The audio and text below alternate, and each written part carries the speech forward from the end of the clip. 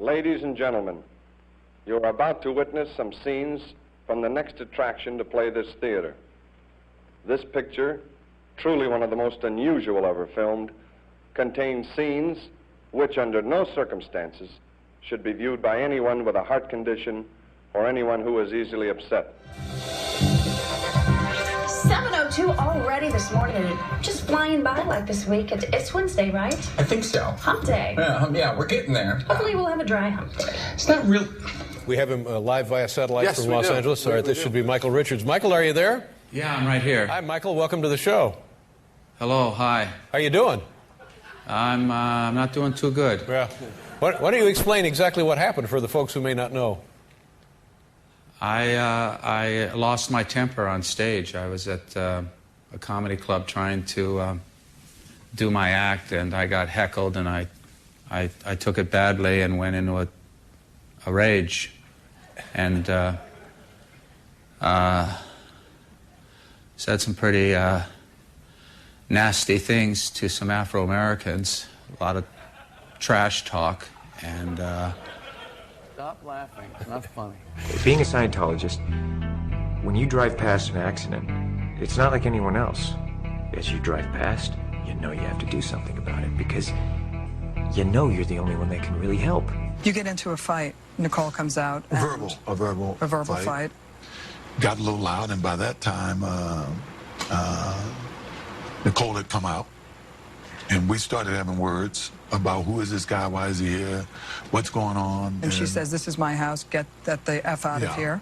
Yes, and which I didn't like because, once again, this is the same person, and if you read the book, you'll see some things that happened in the 2 weeks leading up to this that were very, very irritating. Hand me the keys, you fairy godmother. Number 2, step forward.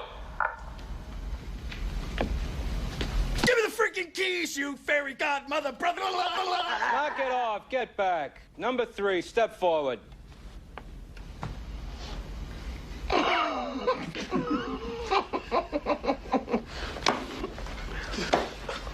How many keys you got, mother? In English, please. Excuse me.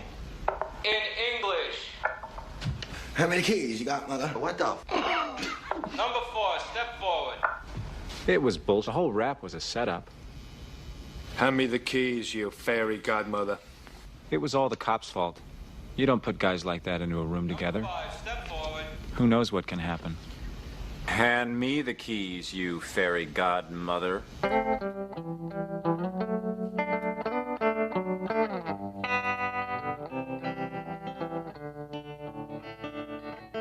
I think Michael Cohen is just giddy as can be. Manhattan DA and the New York Attorney General teamed up. That announcement was made a week or two ago. But then now today they've announced that they are, in fact, convening a grand jury. Right? Yes, and they think that there may have already been some secret testimony. Nice. So, this is exactly what I was talking about before. I like these action verbs. I don't like may or could or this may result in. Who knows what it's going to result in.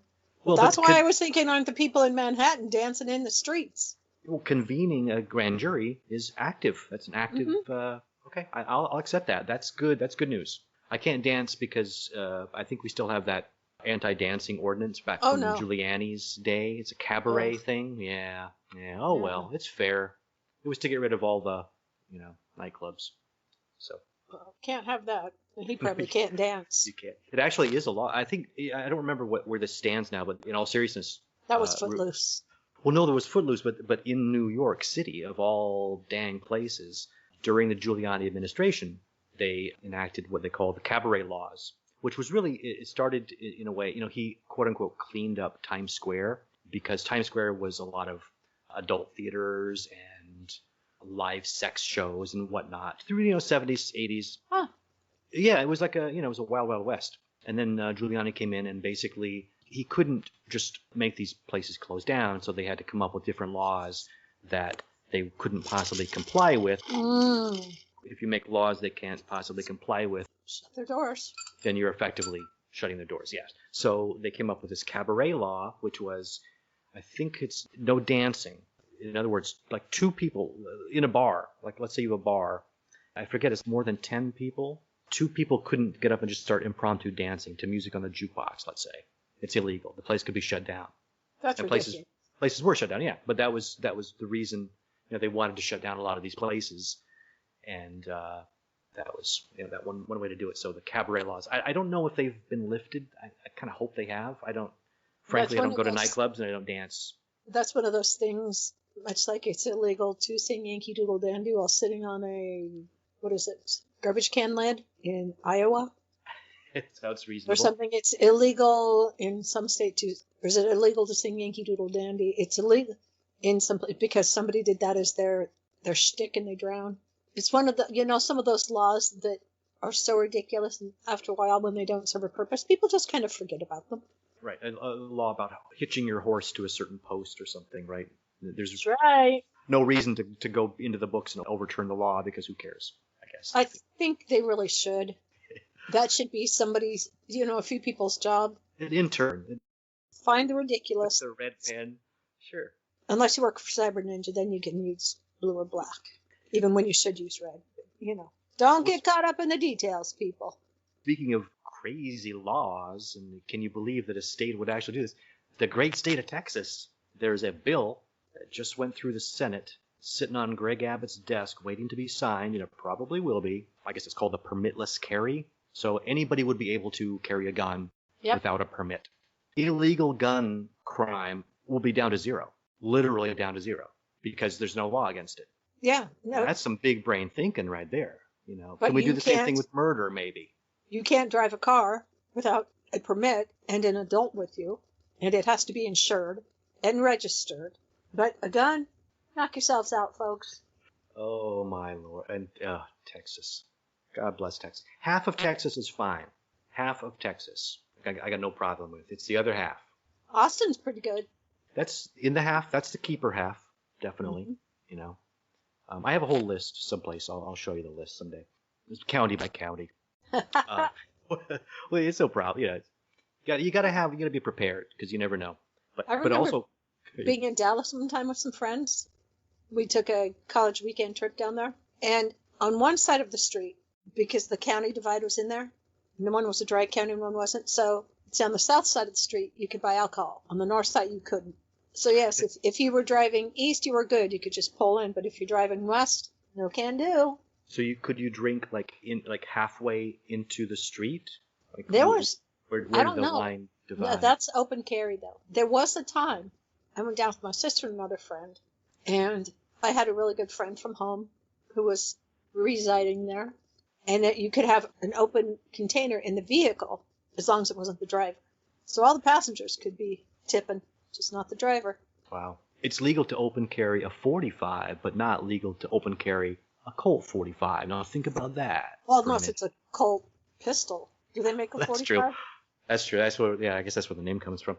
All right. Yeah. Well, not all the jokes. Depends if it's. That's probably a joke that won't make the act. Yeah, keep that one off the stage. Yeah, you workshop them, and the ones get laughs, Some you keep float, those some in. sink.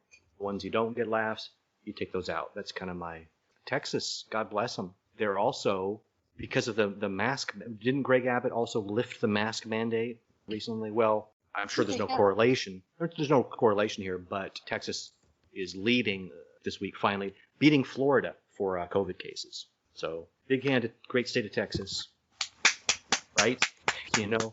Beating Florida is not that easy sorry, Boo. when it comes to stuff like that. No. Well, it's interesting. Yes, we dropped our mask mandate here. Ooh. But I still wear mine. I think there's one store I went into one time, and I was running in and out, and I just had so much on my mind, and I got in there, and I was like, crap, my mask. Huh. And quite a few people wear them still. And I've had some people look at me. One guy even said, why are you wearing a mask? Wow. Because I choose to. I can't even get. I mean, I know that happens, but I can't even wrap my head around what would motivate a person to say that to somebody. Oh, Really. I mean, I'll give you you could probably describe him pretty easily. it's like, why are you carrying an umbrella? Would you really say that to somebody on the street? Hey, excuse me, why are you carrying an umbrella? It isn't raining. It goes with the ensemble. Yeah. That's kind Oh, of. dear. Well, in What does Texas, it matter? What does it matter to you? I'm Right. not telling you to wear one. Right. Right. You do you, dude. That's a real fragile grasp on a position. If you're Mhm. so threatened by somebody else not doing something that they know they're wrong.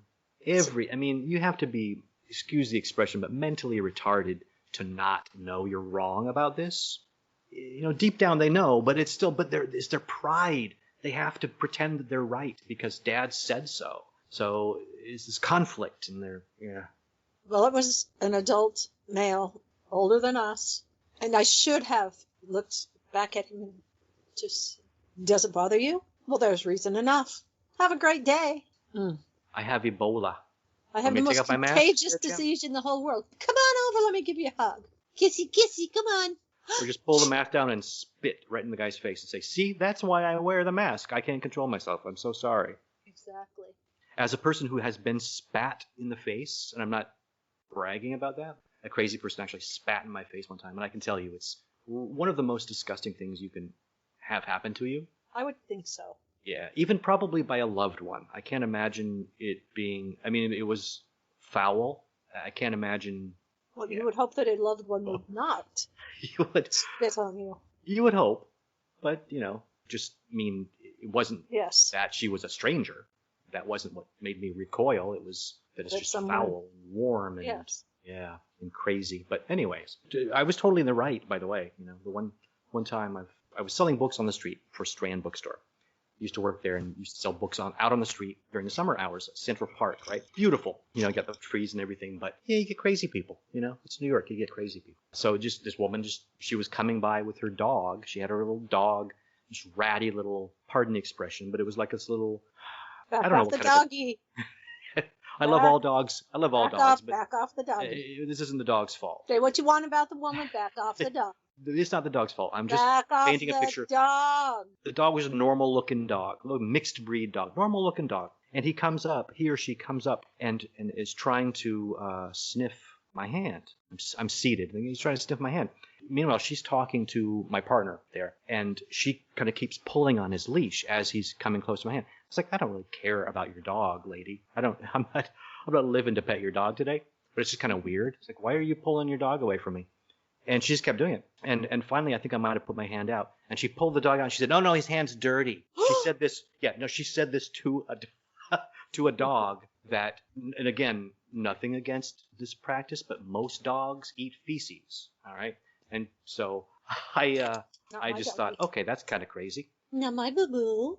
And I think I was talking to someone, another person, and who kind of sort of overheard it, didn't right, was kind of looking at me puzzled. And I just kind of looked at them, at my friend, and did the circle around my ear, like she's crazy. Yes. Well, she saw me. She saw me do that. And she just walked right over to me, and at a pace of about 3 feet, without warning, hawked a loogie, a big, hot, wet loogie right in my face. If she shot you from that far away, that was not her first time out. Oh no, she knew what she was doing. She'd been called crazy before, and I'll stand by that. I'll stand by it. If she wasn't crazy before she spat in my face, I think technically you could argue she's crazy. I'm no doctor. Did you ever play one on TV? Let me think. No. Did you ever stay at one of those hotels that qualifies people to do stuff and say stuff? I don't think so. Then yes, you should. I don't know. There was that whole ad campaign. I didn't know, but I stayed at whatever that particular hotel chain is last night. Oh, okay. Well, what was that commercial that I'm not a doctor, but I play one on TV? Do you remember what the product was? Because I don't. I remember that commercial. That I don't remember. Yeah, see, that's one of those commercials that is ingrained in our memories, but you have to think of it as a failure, right? Because if we don't know we don't know what the product was, right? I mean, we know. It was about getting a checkup for something. Okay, but still, my point. I think my point holds. Was it about an insurance company? No, it was a physical. It was some medical checkup. Okay, but see, if you're selling a car, make me want to buy the car. All right, you can show all the Chris Isaak video, softcore, romantic stuff that you want to, but if you don't show me the car, I'm probably not going to buy the car. Perhaps that medical procedure testing wasn't relevant to where whomever was in life. Do you remember I've Fallen and I Can't Get Up? Of course. What was the product there? One of those Life Alert. See, there you go. Perfect. That's my point. Where's the beef? Where's the beef would be Burger King, right? Wendy's. Wendy's? Oh, shit. Or Well, Bella. I knew it was a burger place. Okay, at least close enough. I'm going to give myself half credit for that. We have our own separate scoring system, I understand. But when we get to the I end... get credit anytime I want credit, and that's how that works. Right, Because we'll I tally decided things up that I at the end. should. Yeah, why not? Alrighty then. Ah, boy. Speaking of crazy, Rick Santorum, this guy, did you catch his latest tirade? Rick Santorum is, Oh, did he have another one? I guess this is his latest one. He used to be a senator, I guess, Rick Santorum. He's virulent. I can never say that word. Virulent. He's way homophobic. He's way racist, way misogynist. And, he's the trifecta. He's consistently an idiot. Consistently. He's been around and been an a-hole for so long that there's a guy named Dan Savage. He used to have a column, a syndicated column, which was like a advice column, but hip, like a very hip one. And at one point, he decided that Rick Santorum was his mortal enemy. It was well-deserved.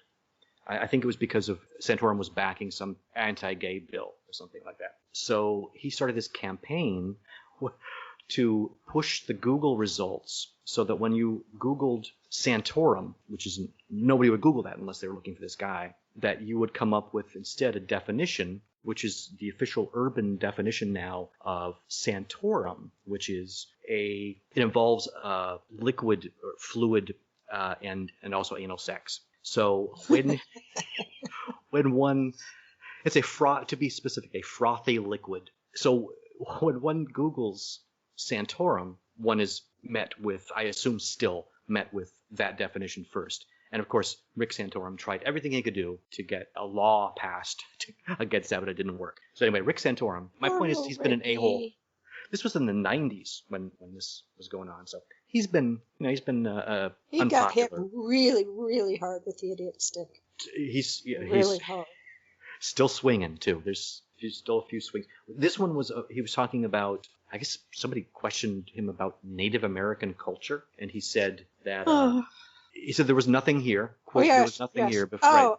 Coming to America. It was a blank. Basically, it was a blank slate. And there isn't much. Yes. Frankly, there isn't much Native American culture in American culture. Now, this is coming from a guy who used to preside over a state where probably 40 to 50% of the rivers, cities, counties are named after Native American words, for instance, right?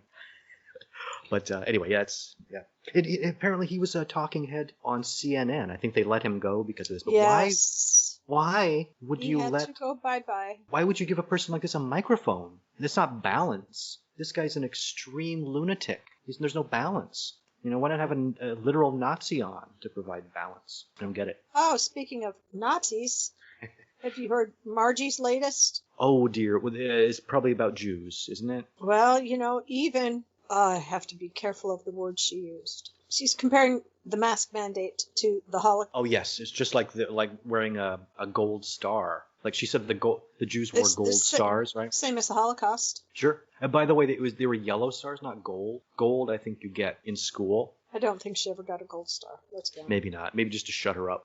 But yes, even her term for even rational or whatever Jews.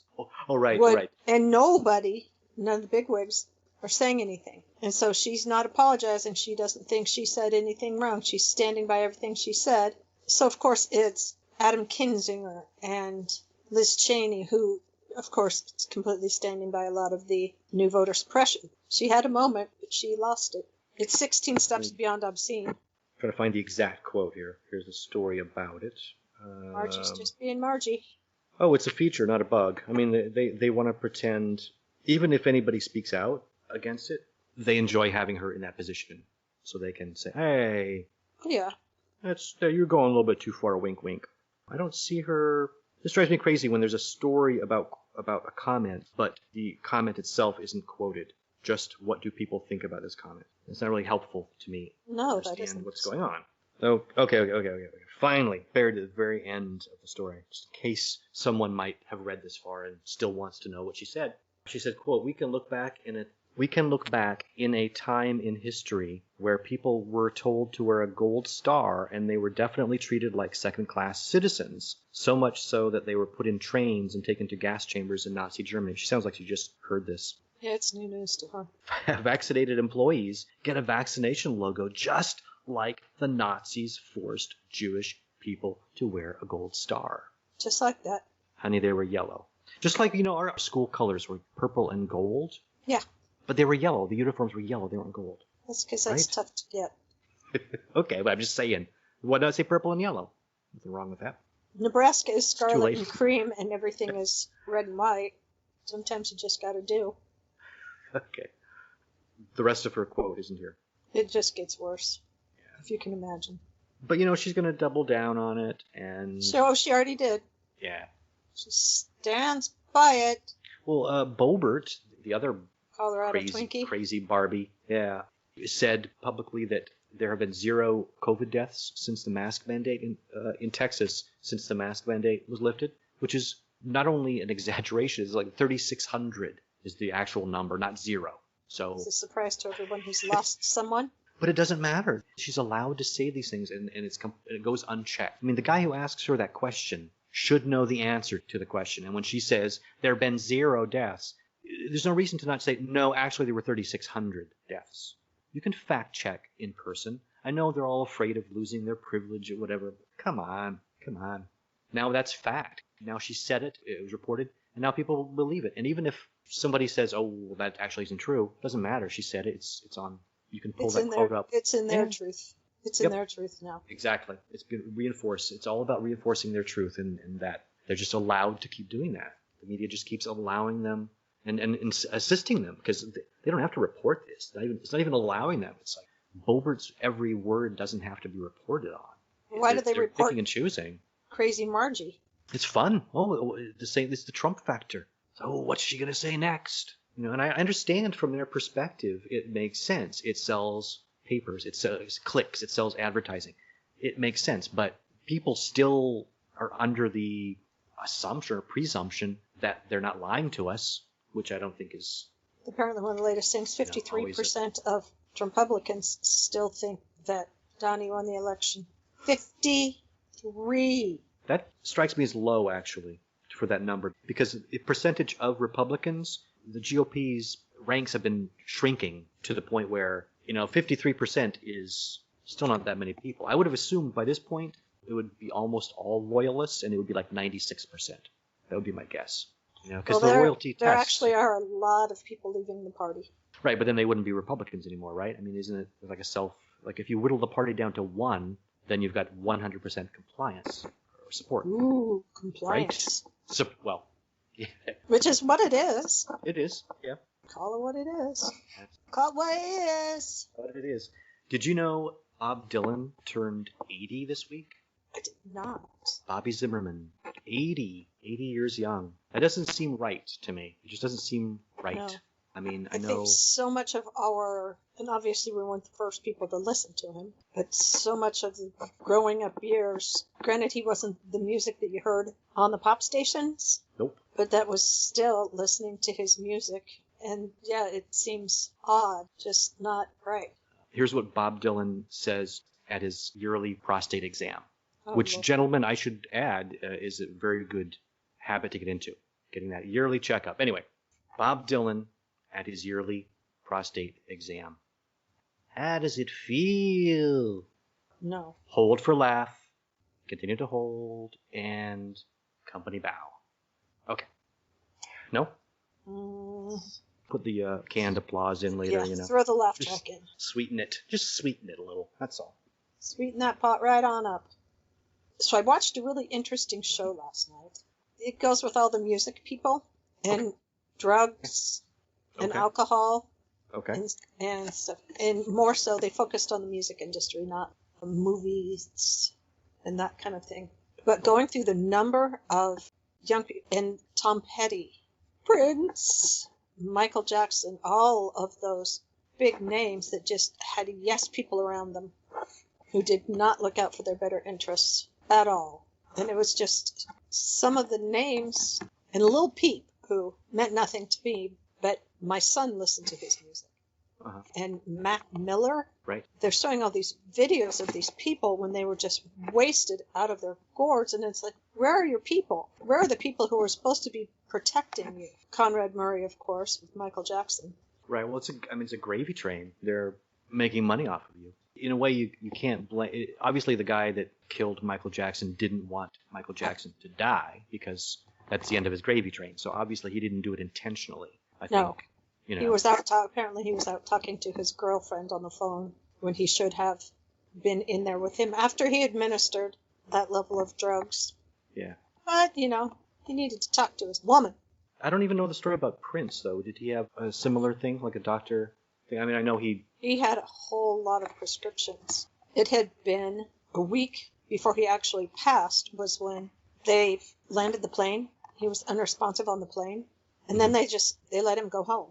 But he wouldn't do a blood test. He was a Jehovah's Witness. And refused they had that. also said that if he had, they would have found evidence of everything in his system. Mm-hmm. And he didn't want that because if you remember, he was very strict on no drinking, no smoking, no any of that if you were part of his team. And that would have just really given him up Right. as well. And that would not have worked well for his image.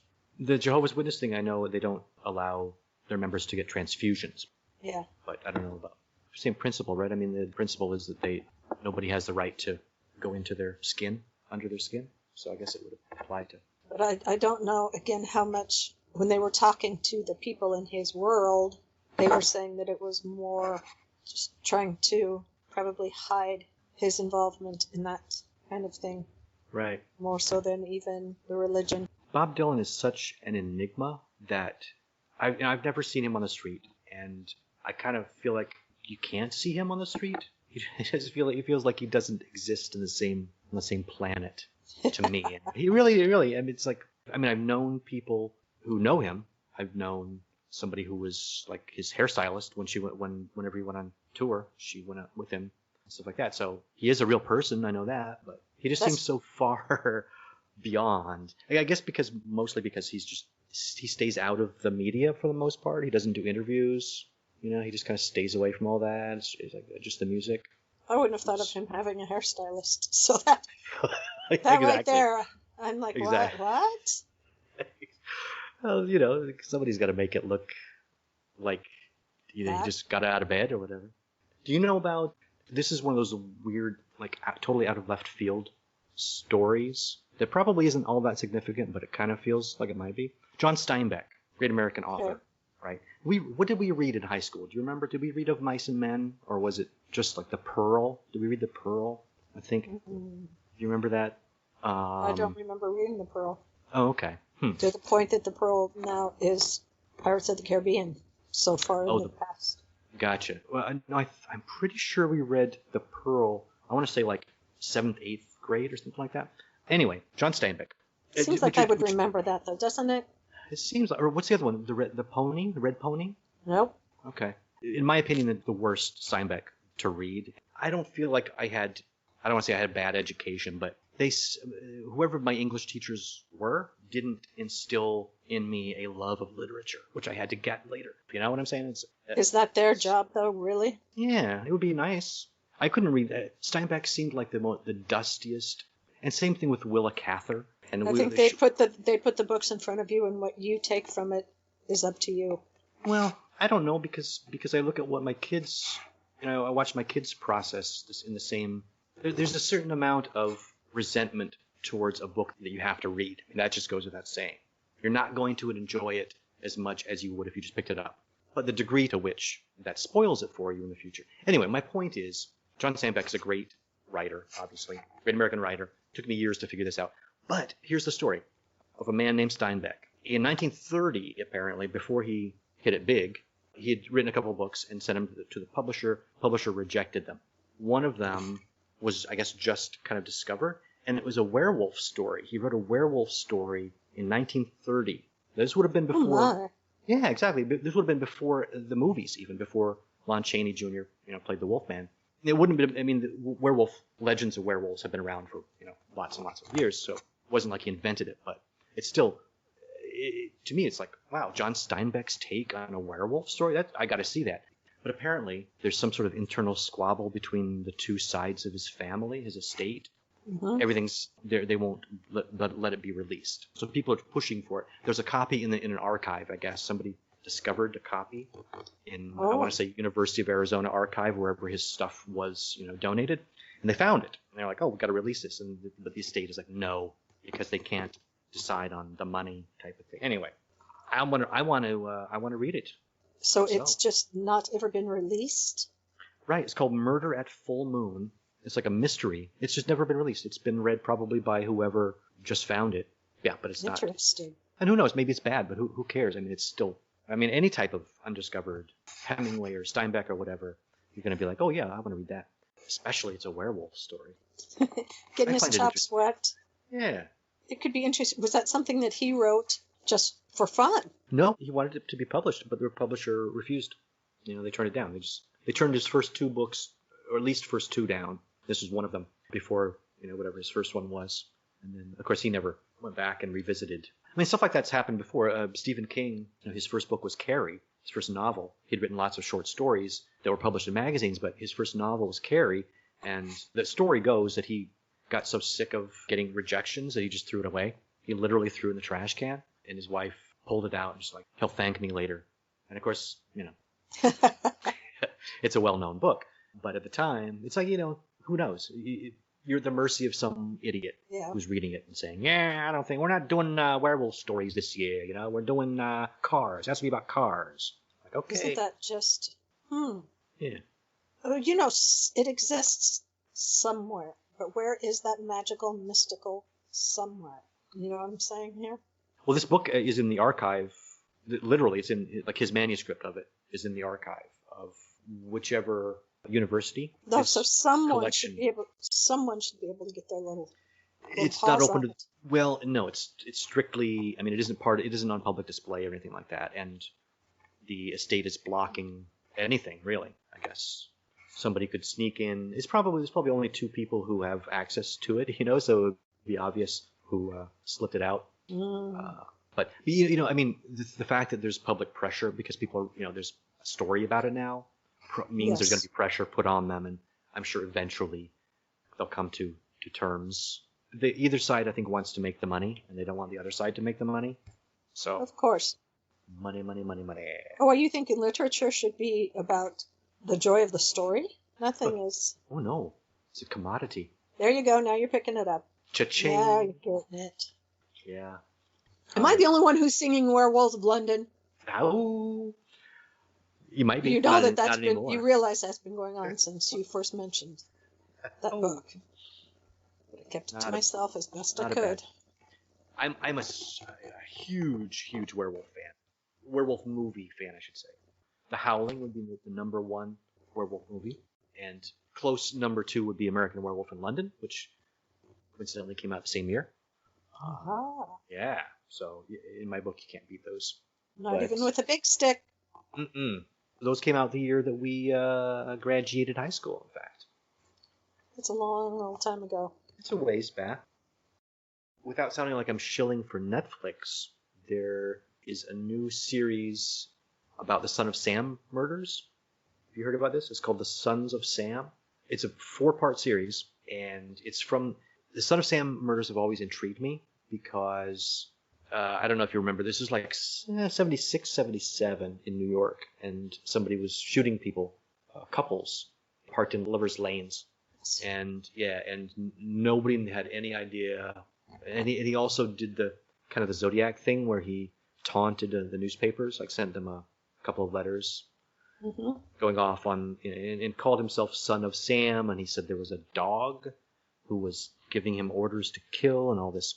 Anyway, they eventually catch the guy. Now, in the 80s, late 80s, a guy named Maury Terry wrote a book called The Ultimate Evil, which was about the Son of Sam. And he was an investigative reporter, and he had come to the conclusion that David Berkowitz did not act alone, that it was actually several people.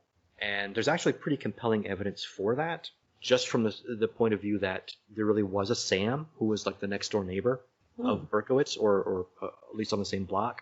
And he had a dog, and He also had 2 sons, and both of them were known to be friends with Berkowitz, and both of them died very mysterious circumstances within a few months after Berkowitz was caught. And both were called suicides, but they were, it's like found face down with, like bullets in the back and a noose around the neck and all this. Yeah, well, it's got to be a suicide.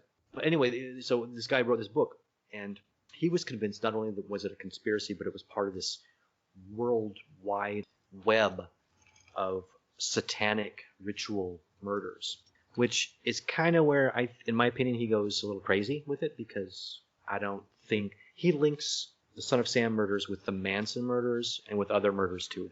That there's this, and that's where I think he gets a little bit lost. So he's stretching. Well, I think he was convinced. I don't think that I don't think he was just trying to make. He died recently. The documentary is about his book and about his quest. It doesn't paint him out to be completely bananas, but it also doesn't paint him out to be completely a hero either. He's a little bananas. He's driven, much in the same way that Jim Garrison with the Kennedy assassination was very driven. That's who the movie was based on, JFK. He was onto a conspiracy, but kind of jumped the gun, and the person that he charged with the conspiracy probably wasn't involved, and so it kind of ruined, ruined the stew for the whole conspiracy angle. So it's kind of like that, I think, up to a certain point. But anyway, my point is it's a really interesting 4-part documentary called The Sons of Sam. Yeah, if you're interested in true crime or that. And it's one of these situations where... One of my friends and I, we watch. Yeah, that's a lot of our favorite kind of TV. I think you'd love it then. It's one of these... Sweet young ladies that we are. Give us a good grotesque murder show. But it's got to be true. Oh, yes. Well, I think not knowing anything about it, or knowing what most people know about it, if you watch this, I think you will be convinced that there's some other stuff going on. That these other people probably were involved. Huh.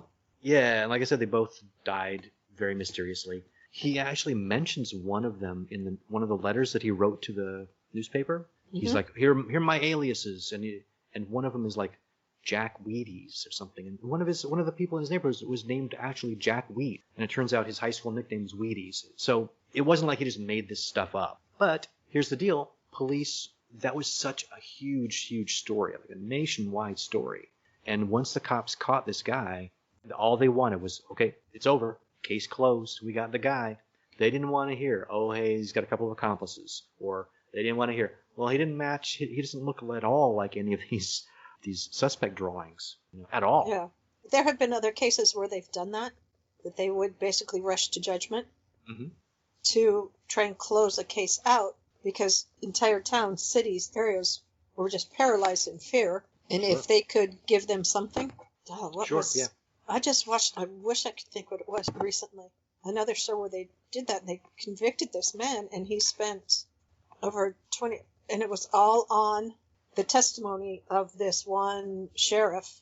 But there was nothing. The guy had an alibi that checked out. Everything was beyond shady that happened. They found out, again, 20-some years later, they've got to let the guy out. There was, even in the court case, there was nothing but this one person standing up and saying, yep, this is who did it.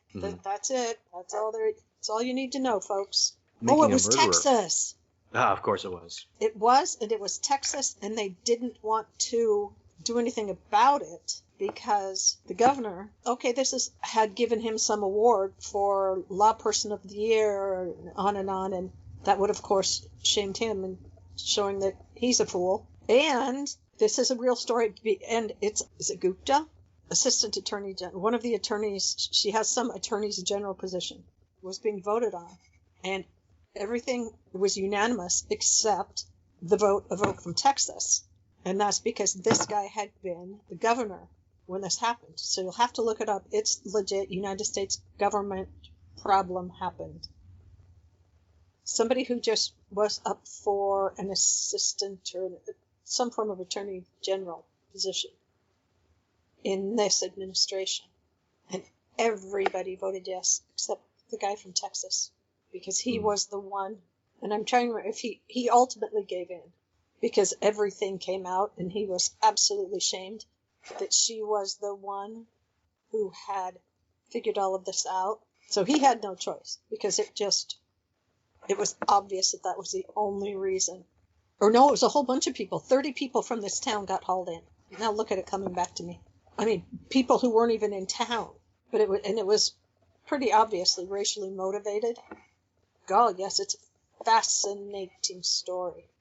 I've mentioned to you before Making a Murderer, which, from everything you tell me, you would love to watch. I mean, you'll be riveted, I should say. I would say my friend watched all those. Mm-hmm.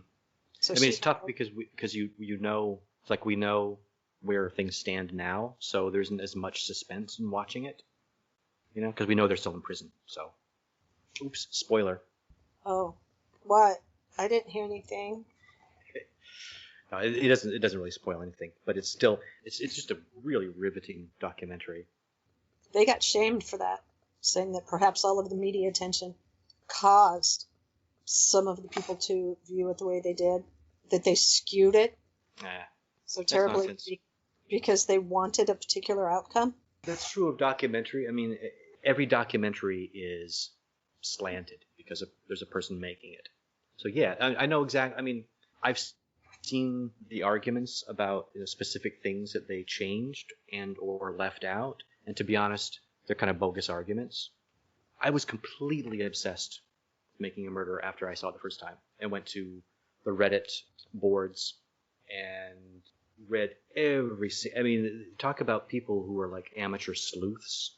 There's just so many of them, and with their own theories, and you know, some of them they range from really well thought out, sane people to complete lunatics. That's what happened on the Don't F with Cats. Exactly. So is this, if you can imagine the same focus, you know. So there's a lot of stuff that's come out after the documentary, in between the first one and the second one, because of Redditors. Some evidence that wasn't even addressed in the first series, but because of people would notice discrepancies, and you know, people would go through the whole trial with the transcript of the trial and find out. Yeah, God bless them. I mean, I'm glad someone is spending 1,000 hours doing this and not me, so I can just read it and enjoy it. Definitely. Yeah. Although I was watching the cat one with my friend and we kind of sat there and thought we'd be pretty good at this. Because even when they were showing little tidbits, now she had seen it, I had not. But I started making comments about looking at the pillows or looking at what's here and what's there. So I was, without even realizing it, I was playing the same type of sleuth that they are. Well, that's good, yeah. Because it was the people who caught the guy, not the police. Right, correct. Exactly. And, I mean, people have gone, like when the Boston bombers, I think there was a situation where Redditors got a little bit over anxious and they actually outed and doxed a person who it turns out was not the Boston bomber. But it was happened in Kitty Cats. It was a situation similar to like that Richard Jewell situation. Remember that? With, yes. The bombing of the Olympics, and he was a security guard. Yeah. Basically, they defamed the guy, and it was something kind of similar to that. So they're not 100% right. But you know, I think the Reddit community kind of learned from that mistake and are policing themselves better than they were before. So you'll be so outraged by what's pretty obviously a setup job from the cops. Even more maddening is, I guess this is on Netflix too, isn't it? Army of the Dead, the long-awaited Army of the Dead. Have you heard about this? Zack Snyder. Oh, Zack Snyder is the guy who directed Watchmen is great, but he directed the really awful Superman movie, and then he directed Justice League, and 300 also. It's his. I liked 300. Did you like 300? Well, he does these big, bombastic CGI fests. Well, this is a zombie movie, and stars Dave Bautista, former wrestler, whom I love. It's the worst piece of trash. It is just No. Army of the Dead. You had your worst piece of trash a week or two ago. What was that? It's the worst piece of trash of the week, for sure. Okay, there you go. You must qualify if you're going to have more than one piece of trash. Or worst piece of trash. They need to be qualified. As long as they keep shitting them out, I'm going to keep... So it's... I mean, in the first place, it's about 10 years too late to the zombie. Who cares? Zombie films are so irrelevant anymore. Are they? They totally. I mean, Walking Dead killed it. Really. I mean, Walking Dead was great in that it was an homage to George Romero, who created the whole genre, really, with Night of the Living Dead. It's still going on, right? With Walking Dead it still is, but Beware the something that. Stop watching The Walking Dead, I think is what it's called. It's got 2 spin-offs. I know, and Beware the Walking Dead. I was such a Walking Dead defender for the longest time, and I have to say I tapped out this season. It's just so uninteresting. But Army of the Dead, there's just absolutely no reason. We don't need another zombie movie unless you're going to do something with it. Give us a different angle. This is like he thought up the idea on his own. Like, hey, zombies. What if there's a zombie apocalypse? And that's real. Well, here's an odd thing about this. There was a hack comedian named Chris D'Elia, and he was cast in this movie. He's the helicopter pilot. Okay. Chris D'Elia got into some trouble, as way too many of these comics seem to be getting into trouble recently. Texting, not recognizing the legal age for dating type of thing. Oh, like Matt Gaetz. Not to that. I think it's more specifically. No one's suggesting that they're trafficking anybody. I think what came into play here was that these guys, the comics, are on the road. They're lonely. They're hooking up all the time because really, I mean, you're a rock star if you're a comedian in some places, and so they're just used to this, and they're just anybody who gives them their number. And at some point, they're like, "Oh, you're only 16? That's okay." That line becomes blurred, and that's when it gets to be problematic. Let's say, so the line became blurred with Chris D'Elia. He got caught with these texts. Anyway, he gets canceled. He was in this movie. He'd completely shot his role as the helicopter pilot. So Zack Snyder goes back and spends, he claims, millions of dollars. He doesn't say how many, but he says millions, to replace Chris D'Elia with this other hack comedian named Tig Notaro, who's a female comedian. I find both of them completely unfunny. So they shot her against a green screen for all the scenes that Chris D'Elia was in. Then he digitally puts her into the movie, and it doesn't always work. Sometimes it's just, you're like, what's going on here? I knew this was going on going into the movie, so it was obvious to me, but a couple of times they didn't even edit the other characters referring to the character as a he, instead of, which is doubly strange because Tig Notaro, if you see her, she has a very, very androgynous look with the short hair. I believe she is an out lesbian. She has, so but she, it could have she been. totally it could have simply been confused people saying him when they didn't know. Only in these cases they weren't. You could tell it was just a sloppy editing job.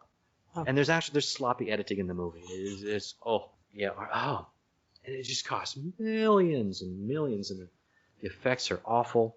Some of them. Army of the Too bad. I'm sure I'll dig up something in the next week.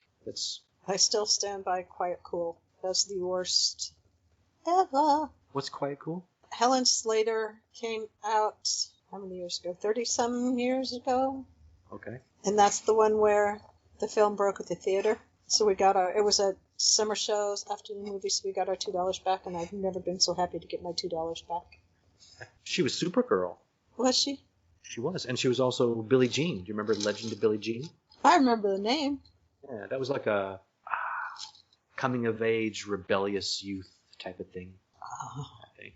Kind of a Ferris Bueller's Day Off, but for girls? Punk girls? No? No. That's how I would pitch it. Nothing goes in that same little box. Are you a fan of Ferris Bueller? I think that it's just classic. I just do. And it is. I mean, I don't know if it's Dirty Dancing in its own kind of place, but you know what can be. Do you remember a little YouTube video? I don't know if I'd ever heard of it. It's from over 10 years ago. Charlie Bit My Finger. Sure. It was little kids, right? Mm-hmm. Yep. Charlie is sitting on the other boy's lap. It just sold. The original video? Yeah, the rights to that. Are you sitting down? Over $760,000. Now, I've got a few questions about that. If you want to watch it. You can still see it for a few more days on YouTube, and then it's gone. You know what? I did read about this. Yeah, it's cute that anybody thinks it's going to be gone.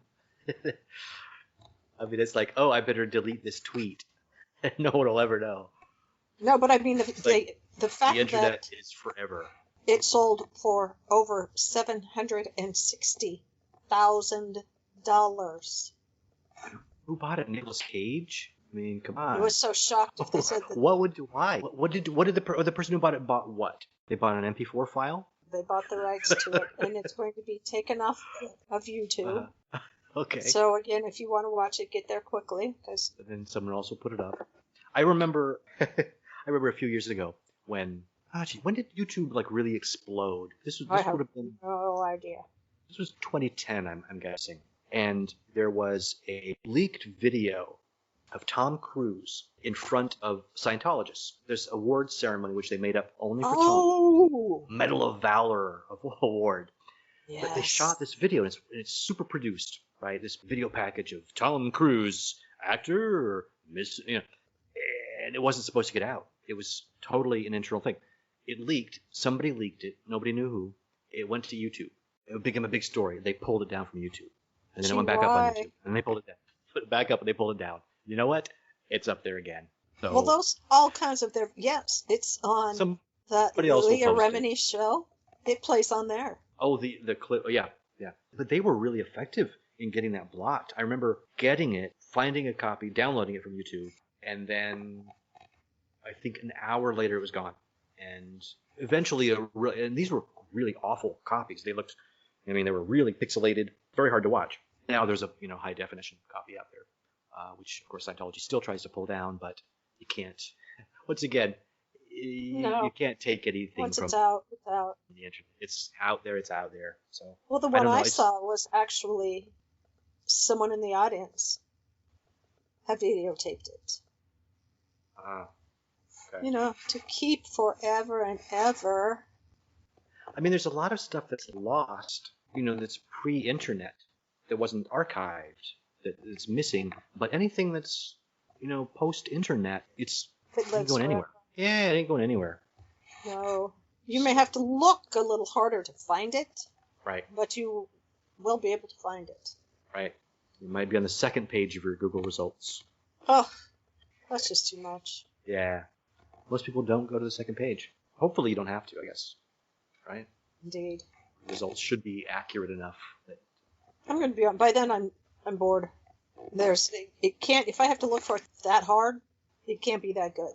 It's kind of the way I view things. If I really have to try. There's two kinds of people in the world, And they are? Oh, left-handed and tread right-handed. lightly. Oh, really? Yeah. What about those of us who are ambidextrous? Oh, geez. Okay, I forgot. What are your pronouns? Let's get this out of the way. She, her, and hers. Okay. Which has nothing to do with being ambidextrous. Oh, okay. That means I can write and stuff with both hands. Yeah. I thought that was amphibious. You'll get there. Okay. Go back to, where'd you, I don't know. Go someplace, get education. Can I get I think I might still have my receipt for the one I got. I speak to the manager. See if you can take it back. Yeah, it's just ain't working. No, I'm going to keep everything I learned after that, but you could,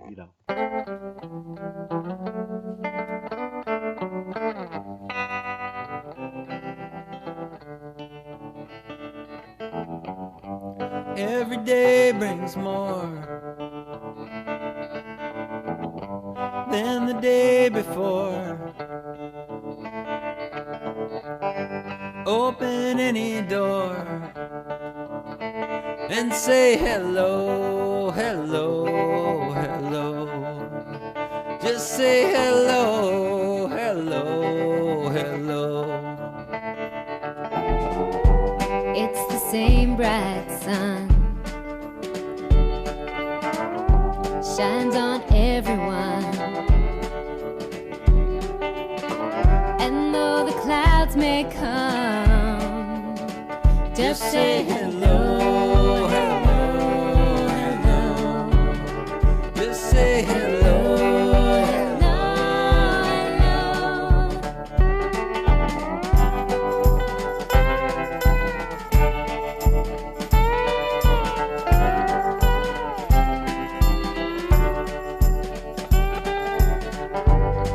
every day is new. So wondrous and few. And a friend comes wandering through and says hello, hello, hello. Did someone say hello, hello, hello?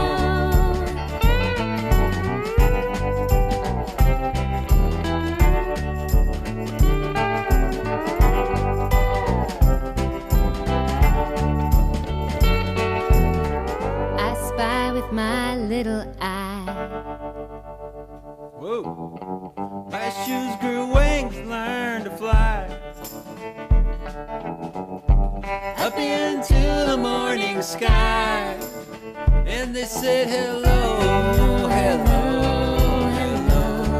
My shoes just